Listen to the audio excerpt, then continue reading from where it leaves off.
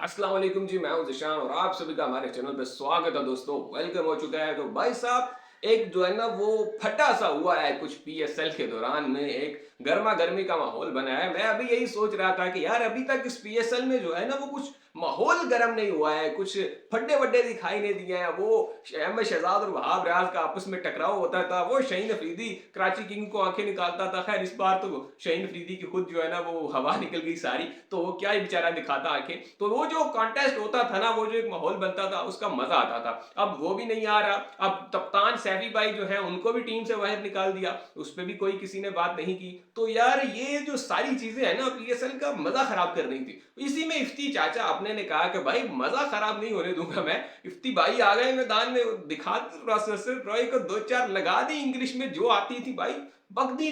चाचा को ज्यादा इंग्लिश आती नहीं है, आपने चाचा माशाल्लाह अच्छे आदमी है, बिस्मिल्लाहिर्रहमानिर्रहीम पढ़ के जो है ना वो अपना इंटरव्यू शुरू करते हैं। लेकिन जैसन रॉय को दो चार निकाल नहीं जानी, जो आती थी ना वो चाचा ने निकाल दी। अब जैसन रॉय को भी कुछ समझ लगी और कुछ ना लगी, खड़ा हो गया है क्या बोला तूने, क्या बोला। खैर जो भी हुआ ग्राउंड में हुआ, हमें तो इस बारे में कुछ पता नहीं है। लेकिन इस पर स्टेटमेंट दे दिया थी वसीम अकरम, पाकिस्तान के लेजेंड क्रिकेटर ने।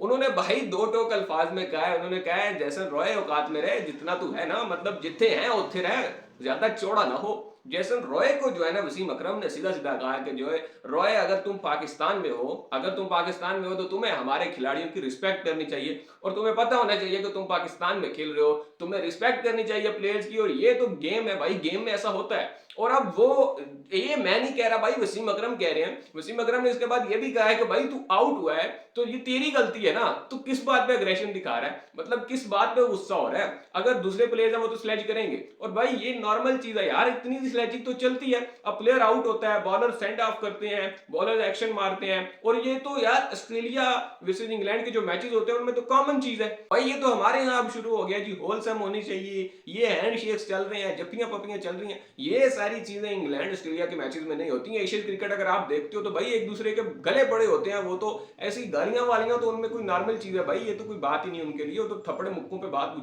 पहुंची होती है उधर तो एशेज में, तो वहां पे इनको कोई फर्क नहीं पड़ता। लेकिन अब यहाँ पे पीएसएल में आके जो है ना वो भाई जो है हमारे, वो कुछ ज्यादा ही अग्रेसिव मूड में दिखाई दे रहे हैं। तो इस पे जरा दो राय है जी। वसीम अकरम ने तो यह बात कह दी, लेकिन वो जो हमारा तनवीर अहमद है जो कि टीवी पे बैठ के बड़ा चिड़चिड़ कर रहा होता है, वैसे तो बॉय के अपने जो स्टैट्स हैं क्रिकेट के, वो तो उन पे तो नजर ना ही लड़ाओ तो बेहतर है, क्योंकि वो देखोगे तो आपको लगेगा कि ये बंदा क्रिकेटर है ही नहीं। लेकिन भाई जो है वो इफ्तिखार अहमद पे चढ़ रहे हैं उल्टा, कि इफ्तिखार तुम्हें ये नहीं करना चाहिए था, वो तुम्हें पता होना चाहिए, वो तुम्हारा सीनियर है। अब तनवीर भाई तुम्हें पता है इफ्तिखार का कोई सीनियर नहीं है इस वक्त वर्ल्ड क्रिकेट में भाई, वो तो धोनी से भी ज्यादा सीनियर है अपने इफ्ती चाचा।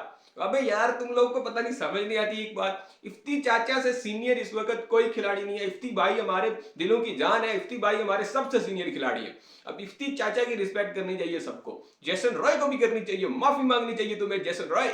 यार हीट ऑफ द मोमेंट जो है ना वो ये चीजें हो जाती हैं यार, इसमें ऐसा कोई मसले वाली बात नहीं है। यही तो मजा होता है, फ्लेयर ऐड होता है थोड़ा गेम में ऐसे मोमेंट्स के साथ ही। लेकिन वसीम अकरम की बात बिल्कुल ठीक है कि जैसन रॉय को हमने काफी जो है वो मर्तबा देखा है इस तरह के एंग्री रिएक्शन दिखाते हुए। और ठीक है यार, अगर आप आउट हो गए हो ग्राउंड में, आपका जो भी हुआ है, बस ठीक है, खत्म करो मामला। उसने बोल दिया, आपने बोल दिया, छोड़ छड़ा हो गया तो बस ठीक है, काम खत्म। अब जैसन रॉय जो है वो ड्रेसिंग रूम में जाके भाई बल्ले फेंक रहा है, पैड उठा के मार रहा है, तो यार ये चीज नहीं होनी चाहिए। कम से कम कुछ तो स्पोर्ट्समैन स्पिरिट रखो अपने आप में। आप एक स्पोर्ट्समैन हो तो कहते हैं ना, जब तक आप अपने स्पोर्ट्स की इज्जत नहीं करोगे ना, रिस्पेक्ट नहीं दोगे उसको, तो वो भी आपको रिस्पेक्ट नहीं देगी। आपको इसी बैट ने, इसी जो है ना वो पैड ने आपको इतनी रिस्पेक्ट दिया, यही पहन के तुम खेलते हो, तो भाई आज तुम स्टार हो, इनके बगैर तुम कुछ भी नहीं हो। तो इस चीज को समझने की जरूरत है जैसा रॉय को भी। और ये जो बिहेवियर है ना अपना भाई, इसको तुम लोग ठीक करो। ये हमेशा जो है ना वो हमारे पाकिस्तानी या इंडियन लोगों की गलत नहीं होते भाई, गोरों की भी गलती होती है।